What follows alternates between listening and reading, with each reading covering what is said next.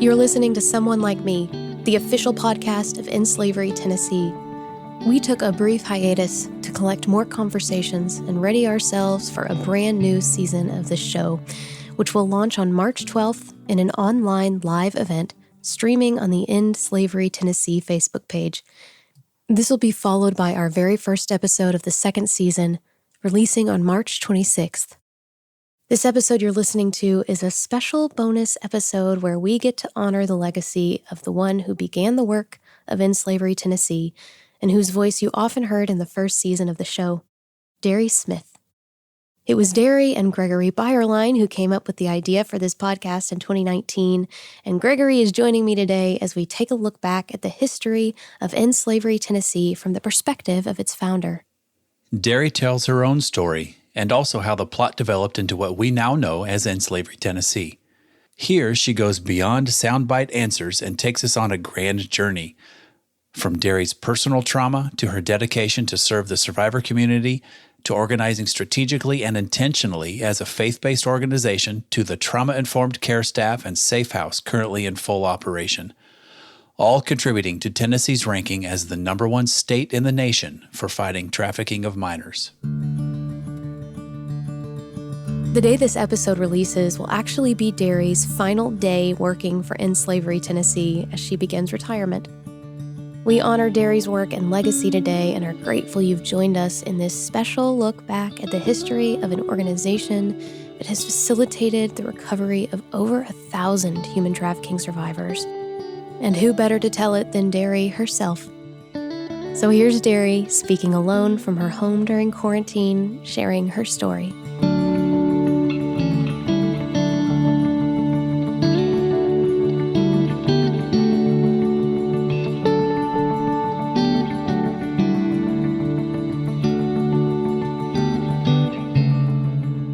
People frequently ask me what prompted me to start In Slavery, Tennessee, and to tell about the early days. I generally give a soundbite answer, but in today's podcast, you'll get a fuller picture than most. I grew up in gang-infested neighborhoods of New York City and Philadelphia, where I was the only white girl in Black and Puerto Rican neighborhoods. My normal environment was shaped by the violence and intimidation of gang rivalries. In the 1960s, my daily path wove through the posters and speeches and tensions of neighborhoods either headed for or recovering from riots. These were places reeling from the proclamations and then the assassinations of Malcolm X and Martin Luther King. In this incubator of chaos and insecurity, I gained some understanding of racial prejudice and the anger it fueled. And I saw firsthand how many of the young people around me were pawns for manipulation and victims of exploitation. As for me personally, I was abused from the age of 11 until I left home at 16 by my father, a pastor, a trusted and admired man in the community. By high school and carrying into early college, I was a full-fledged hippie, dabbling in drugs and looking for love in all the wrong places. One kind man named Dub Orr took an interest in me and my dysfunctional family, and he arranged a scholarship for me at Abilene Christian College, now university. And there I met my husband, Bill, and the trajectory of my life changed. Without the interest of that one man, I could well have become a human trafficking victim myself. I was rife for exploitation. After my own long healing process, I was invited to speak about sex abuse in the church long before it became the public topic it is today. And women came out of the woodwork telling me, often for the very first time, about their own abuse. And I listened and I cried with them and I learned. In the mid-1980s, I led an inner-city ministry in Nashville's low-income Edge Hill neighborhood. I made friends with families from the subsidized housing project, and I learned so much from them. I launched a girls' club out of Carter Lawrence School. I yearned for solutions to the cycle of kids I saw who were born to 14-year-old mothers, generation after generation. Living in that vulnerable and exploitive environment, these young people developed an unhealthy sense of victimhood and learned that the easiest way forward was to see what we can get from other people. That was understandable to me. It would have been easy with these girls, who seldom, if ever, left their neighborhoods, to put them in a van and drive them to a nice neighborhood and give them something to aspire to. I suppose that would have been a typical approach, but that wasn't what they needed.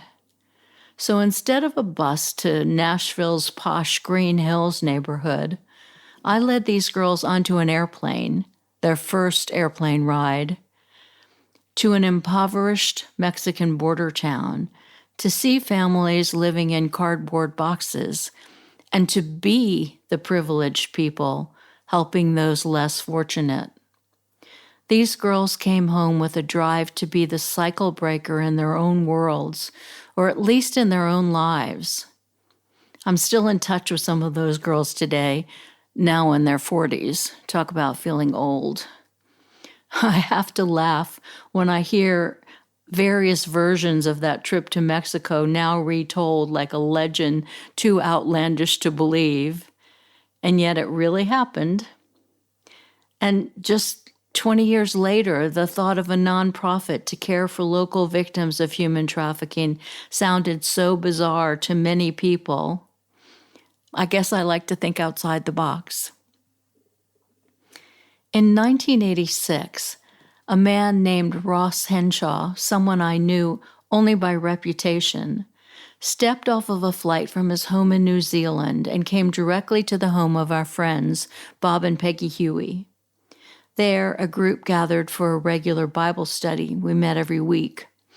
And soon after Ross entered the house and exchanged a few pleasantries with Bob and Peggy, he looked across the room, directly at me, locked eyes, waded through the people seated on the floor to get to me, and he bent down and, speaking in a natural voice, not intending to draw attention or sound impressive, he said, "God will use you to lead many women to freedom."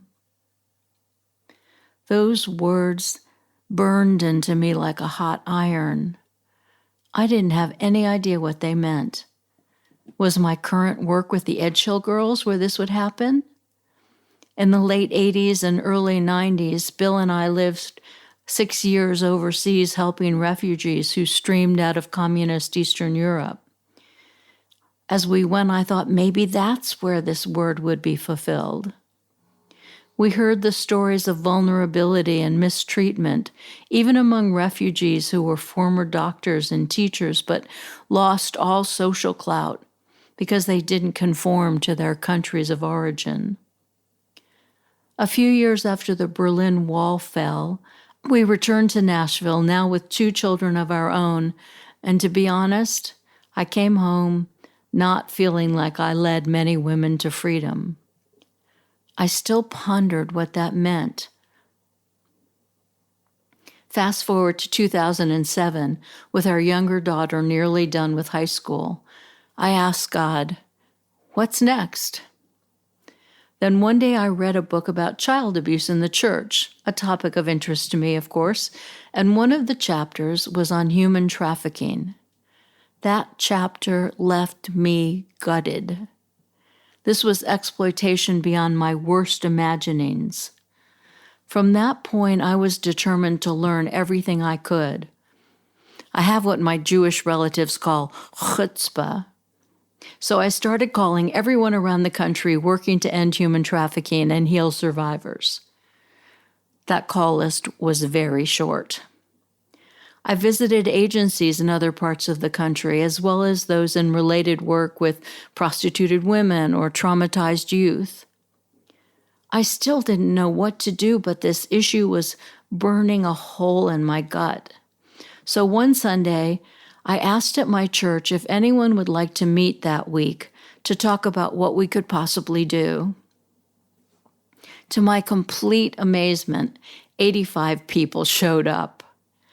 This was the first of an army of volunteers, crossing church denominations, later joined by professional staff, who were looking for a way to make a difference in Middle Tennessee. And though we were still not even a formal organization, our mission was just what it is today, to promote healing of human trafficking survivors and strategically confront slavery in our state. At first, we were all volunteers. We worked out of my house and out of car trunks, and we often rented space at Starbucks. We had no money, no connections, no clout. I still remember being thrilled at our first donation of $100 from a woman who later became a board member. I used Beth Wright's gift to buy a display board to set up at various gatherings to spread the word about local human trafficking. And man, we had a lot of work to do because legislators and law enforcement alike told me that human trafficking did not happen in their districts. Initially, I served as the first state director for a national human trafficking organization, but the work just felt a mile wide and an inch deep. It seemed too much about raising funds and not enough about working deeply and effectively. Then I received a phone call from the president of the faith-based agency that Bill and I worked with in Europe.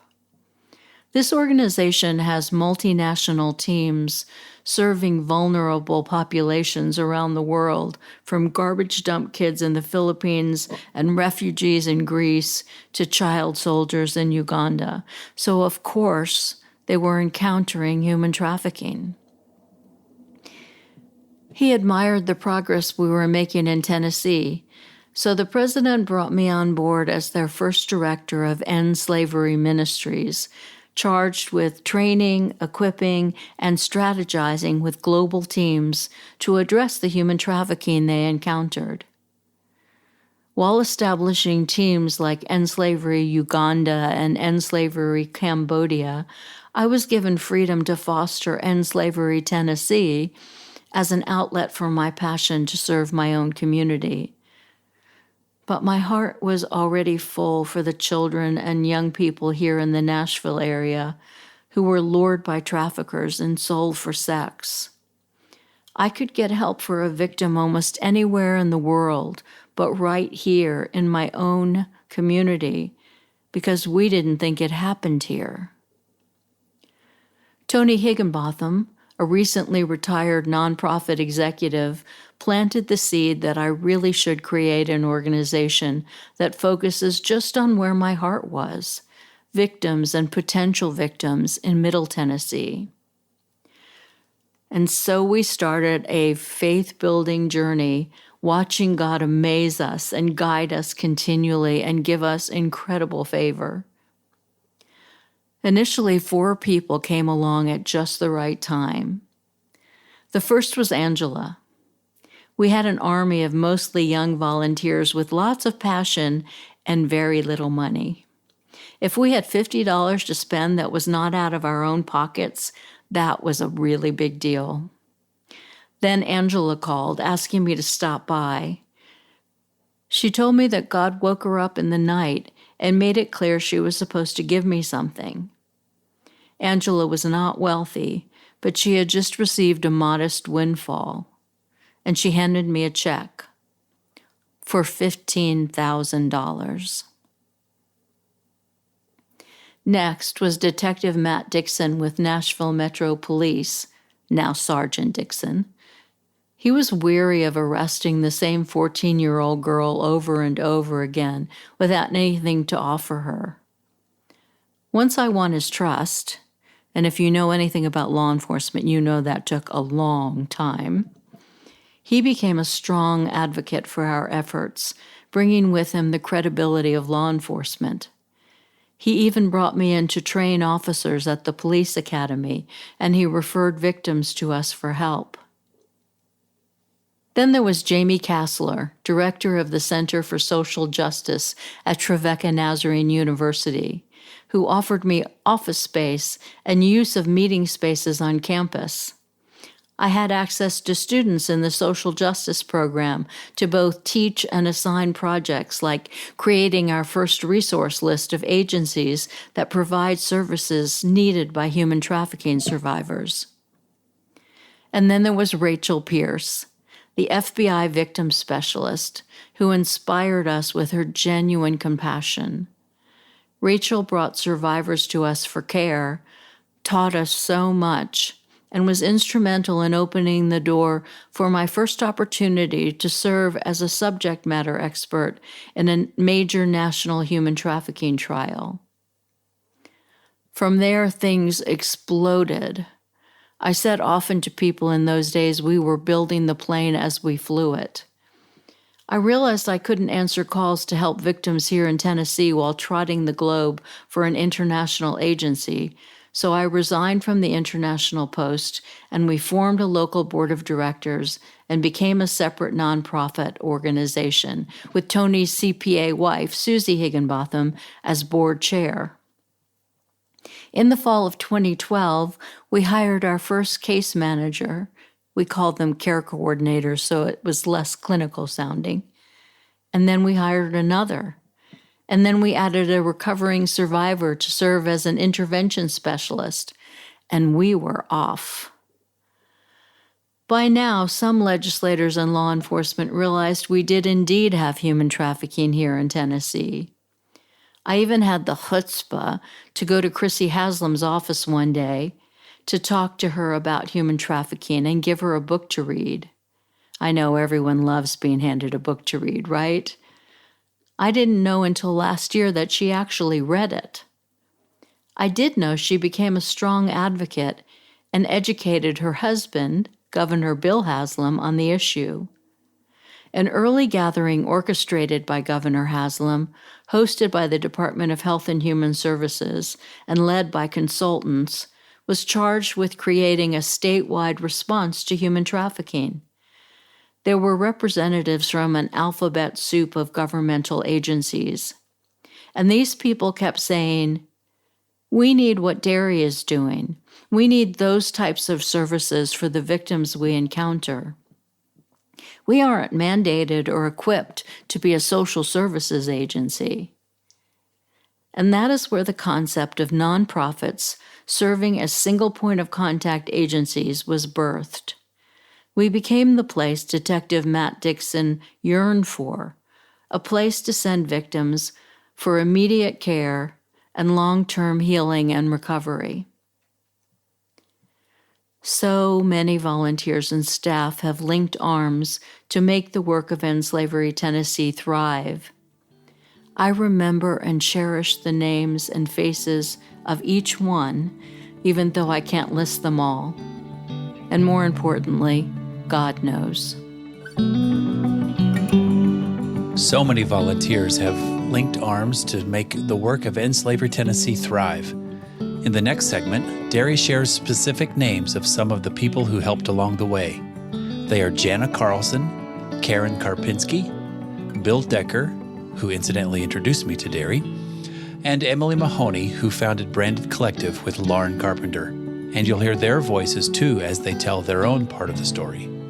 Jana Carlson ran our initial big fundraiser for years, a bike ride called the Ride for Refuge, joined by faithful volunteer Dana Montgomery. I have always had a heart for those at risk, specifically those trapped in the cycle of human trafficking and abuse, and I had been wanting to get involved in an organization that supported that cause for quite some time. I first found out about End Slavery through one of their volunteer groups where I met Karen Karpinski, who was on staff at the time. I immediately fell in love with the organization, partly due to the passion that I saw from the people involved, and I wanted in. After many months of attending the volunteer groups and spending time learning about the organization, I was approached about leading an event called the Ride for Refuge. At the time, I didn't feel qualified or experienced enough to take on such a huge task, but I knew I was passionate about the cause, and so I accepted the position. I also did not own a bike at the time, which is fairly important when you're leading a bicycling event. Derri and the entire End Slavery team were incredibly supportive, and they were with me every step of the way to cheer on the success of this event.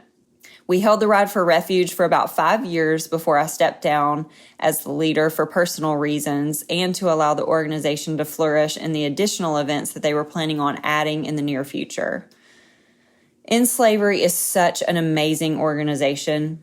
My husband and I will continue to support them as long as the Lord allows. The Ride for Refuge event will always hold a very special place in my heart, and the memories that were made there are such a blessing to me. Being able to raise awareness surrounding such an important topic that many people are not even aware of was certainly a privilege. It is an honor to call Derri and the other members of the End Slavery team my personal friends.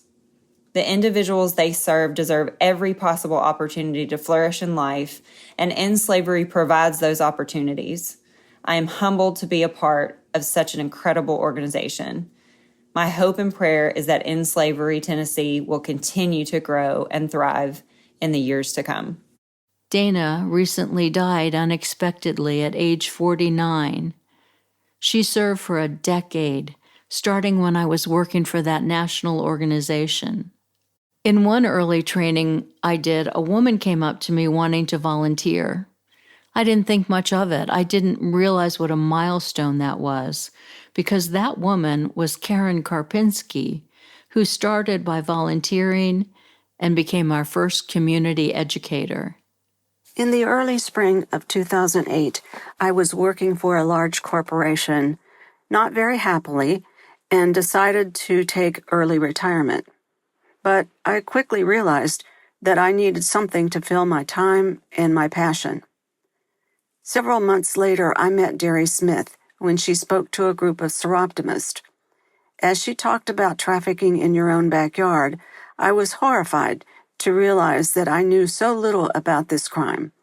And with my lifelong thirst for social justice, I knew I had to learn more. Derri quickly became my mentor. I began to read everything that she suggested, and I began to do simple presentations on college campuses. I have a background in volunteer management, so Derri asked if I would be willing to work with her to develop a volunteer base and consider taking on more speaking opportunities. This would allow her more time to work on grants and to develop an executive board. This 8-year collaboration would prove to become the most rewarding work and the closest friendship I have ever experienced. Over the next couple of years, we spoke frequently by phone, and we met at our office, quote, Starbucks or Panera's, end quote, to plan and strategize.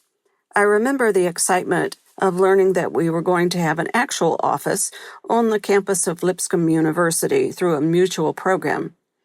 That office was a very tiny space that Derri and all of our survival donations and materials could possibly hold.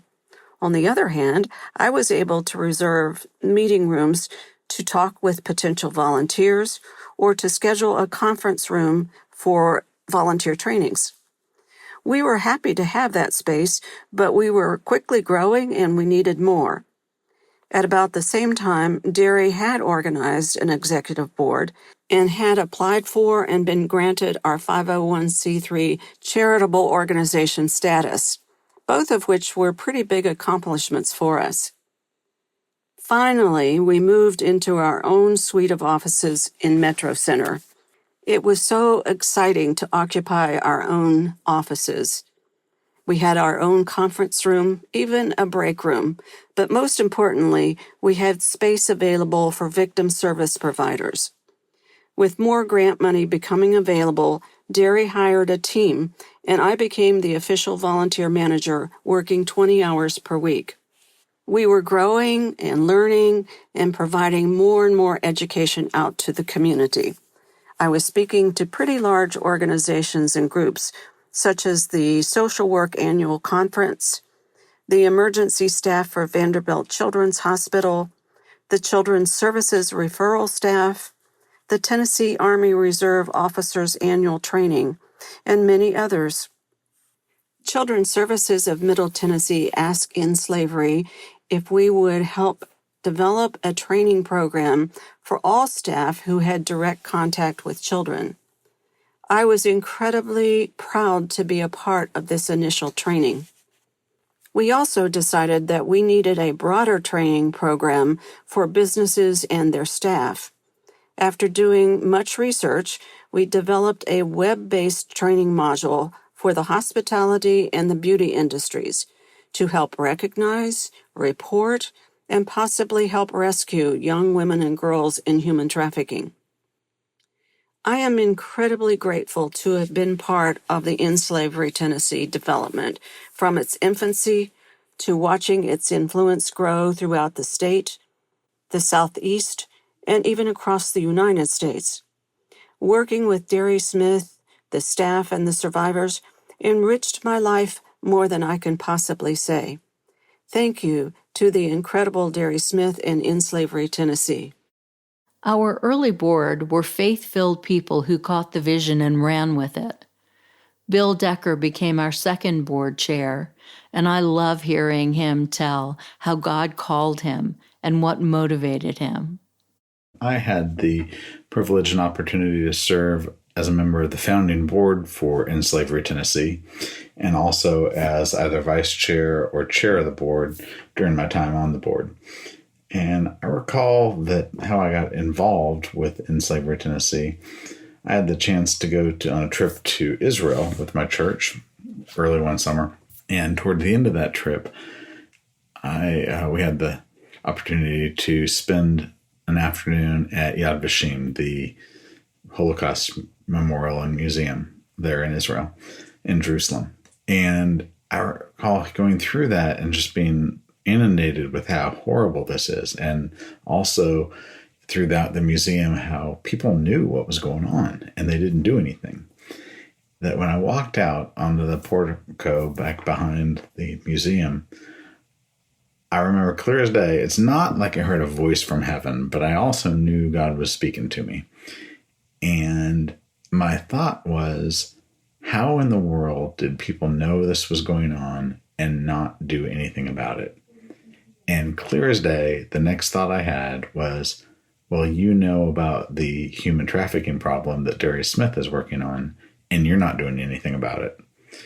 And call it conviction, call it clear messaging. I knew right then, I decided, you're right, I'm going to do something about that. When I get back home to Tennessee, I am going to write a check. And got on a plane, came home, and like so many good intentions that all of us have, promptly forgot to do anything about it. And a couple of months later, got a phone call at the office from Susie Higginbotham, who owned a local CPA practice, and we had some mutual clients. And Susie said, hey, Bill, I'd love to come talk to you about something. And so I thought it was probably client related. And I said, well, we're on the phone. Can we talk about it now? And she said, okay. She said, do you know Derri Smith? And I said, yeah. And she said, do you know what she does in the fight against human trafficking? I said, I do, I think. We all went to church together. And she said, well, I'm going to help her organize into a official organization, file the right paper, and become a standalone charity. And I'd like to talk to you about maybe sitting on the founding board. And I remember saying to Susie, you don't know me that well. You don't know that I don't say things like this all the time. But I think God's already told me to do this. I remember Susie saying, well, this phone call went better than I expected. I'm going to get off the phone and make a few more dials. And that's how I became involved with In Slavery Tennessee. And another memory I have that I thought I'd share was of one of the initial meetings we had as a board when we were in the kind of the establishment process, when we decided whether or not to identify as a faith-based organization. And it turns out while you're filing the paperwork to set up a charity, it's actually a box you check. Are you a faith-based organization or not?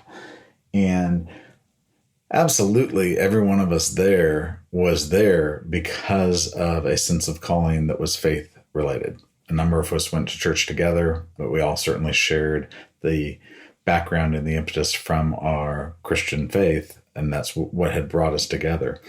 I actually recall that I was the skeptic in the group as to whether or not, though, we should check the faith-based box. And my feeling was financial related a bit, that would that limit our ability to receive funding if we said we were a faith-based organization. And I remember someone else on the board making a good point that in some environments, in some places that might be, but in Nashville, that probably wouldn't be. And so since we really were a faith-based organization, I recall Derri specifically saying that she had never seen a case of complete healing without the direct involvement of Jesus Christ in that process. And that did it for me. So we voted there, I believe it was at the Puffy Muffin in their conference room. That's where we officially determined to be a faith-based organization as we set up the group. I would say the time that I was on the board and super involved was an incredibly enlightening time, a time of feeling useful, and a time of feeling just saddened, happy to be working with that group and saddened that the work had to be done. I have some exciting memories of a couple of our some of the first initial large sustaining gifts that were pretty exciting to see, because we were on a thin budget, that's for sure. And we had a couple of gifts, one from the Memorial Foundation, a couple from some individuals that were just incredibly generous and incredibly well-timed. And I remember doing that work with the rest of the board, doing the work with Derri, going and visiting potential donors and making arrangements for, as we started to expand the living situation, where we provided a safe space for our survivors to heal and prosper. It was a fun time to be involved. Sadly, I had to step off of the board for health-related issues in my family and the personal side, but remain a excited supporter and fan of what the team at In Slavery, Tennessee is doing to this day. 2 women from my home church were touched when they learned what I was doing, and they wanted to help. They are creative entrepreneurs, so they started a business to provide jobs and development of job skills for the survivors we serve. Hello there, this is Emily Mahoney, one of the co-founders of social enterprise Branded Collective. Branded Collective is a jewelry line, and each piece is handmade by a survivor of human trafficking, in particular, a young woman who's going through or has gone through and graduated from the In Slavery Tennessee program. We have been collaborating with In Slavery Tennessee since our beginning in 2012. We're about 8 years old now. We have employed 27 survivors over the years. We have sold, over 70,000 pieces of jewelry. I believe we've grossed nearly $1 million worth of jewelry sales, and those finances go back to purchasing raw materials, running the business, and most importantly, employing survivors of sex trafficking. It has been an extraordinary journey, one of the most rewarding journeys of my life, and I'll never forget a very important moment in the early days of Branded Collective. I remember meeting with Derri Smith for the first time at I believe it was the coffee shop at Trevecca Nazarene. Anyhow, Derri and I sat down and chatted, and I was so inspired by her vision for enslavery, by her heart for survivors. And originally, Branded Collective was simply going to be beautiful pieces of jewelry made by local artisans, and then we would give a percentage of our proceeds back to In Slavery Tennessee. And we have done that.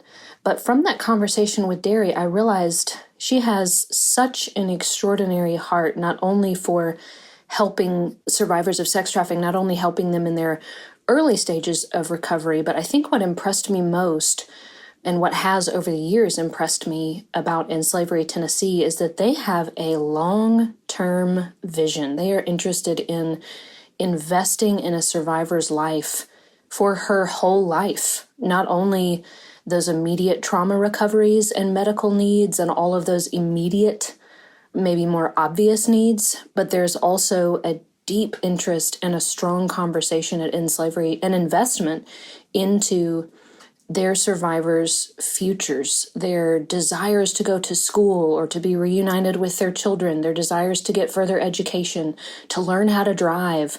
Whatever it is, In Slavery is not just a place where these young women come to at the height of their trauma, but this is a place where they are encouraged to continue to grow and continue to be empowered into the future. And so from that conversation with Derri Smith, Lauren and I realized, oh, hang on, we don't want to just make beautiful jewelry and give the proceeds back to end slavery.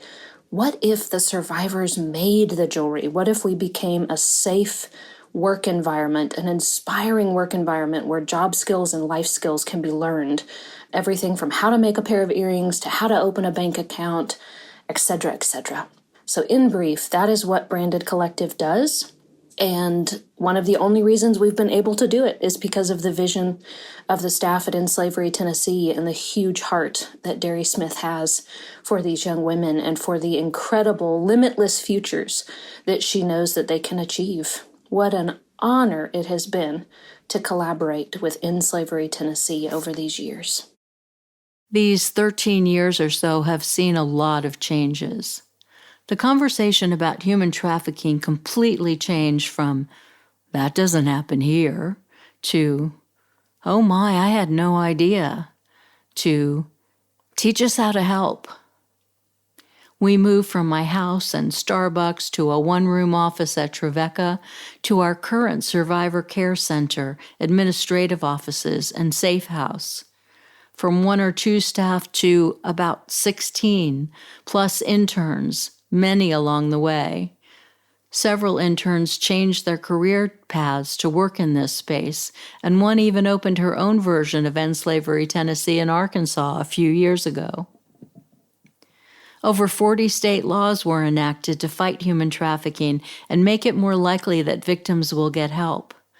Those laws propelled Tennessee from a mediocre response to human trafficking, according to rankings by Shared Hope International, to the nation's #1 state fighting trafficking of minors.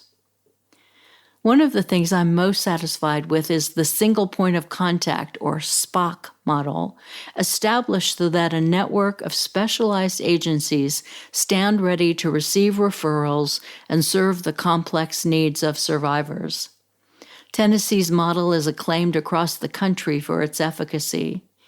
It was built by developing trusting, collaborative relationships between 3 agencies, one in each grand division of the state, ensuring survivor care in the most beneficial and effective way possible in every county, and collaborative power to effect change in systems in the state that needed change. Each single point of contact has, in turn, through collaboration and trust, developed a network of service providers that work to meet all survivor needs. And in the process, many barriers between nonprofits, government organizations, healthcare, and others have been bridged for a common cause. Margie Quinn, now End Slavery Tennessee CEO, was then at the Tennessee Bureau of Investigation and worked hard and effectively to bridge the law enforcement and nonprofit divide. It's now standard policy for the Tennessee Department of Children's Services to place trafficked youth on a separate track for services and to connect with the TASA, the Tennessee Anti-Slavery Alliance, the single point of contact agencies, for those services within 24 hours. We have a Memorandum of Understanding, an MOU, with the Tennessee Bureau of Investigation, TBI, as their nonprofit partners. I and others served or now serve as subject matter experts in court cases that set precedent, and so much more. Quite a change from those early days. God did the heavy lifting every step of the way. I had no idea what I was doing initially.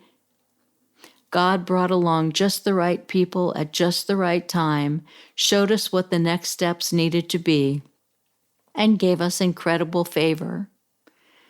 Someone with years of experience in the nonprofit sector told me not long ago that when we started, she gave us 2 years, tops. She thought we'd focused on too tiny a niche. Now she marvels at how wrong she was. Having served over 1,000 victims so far and seeing this same model established in other areas of the country, I finally understood those words uttered in the 1980s by a jet-lagged stranger from New Zealand. The End Slavery Tennessee staff, volunteers, and supporters have made this happen. I'm just thankful God used everything in me, the abuse as a child, an upbringing in urban slums, experiences with vulnerable girls and women in Nashville and around the world, to unleash so many people with a heart to give victims a chance to be survivors. And watching survivors' journeys of redemption has been one of my life's greatest privileges and joys.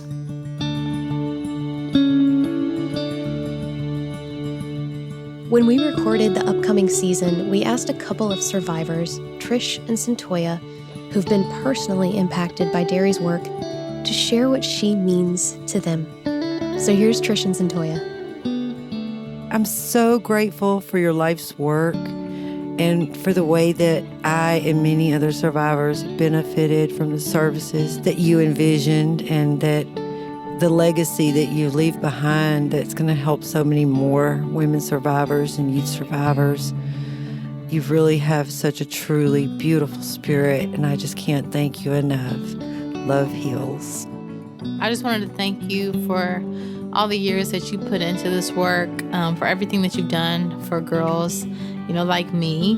I always think back to that campaign when, you were over in slavery and you guys put out the What is 13 campaign and what that really meant to me. So I thank you for that.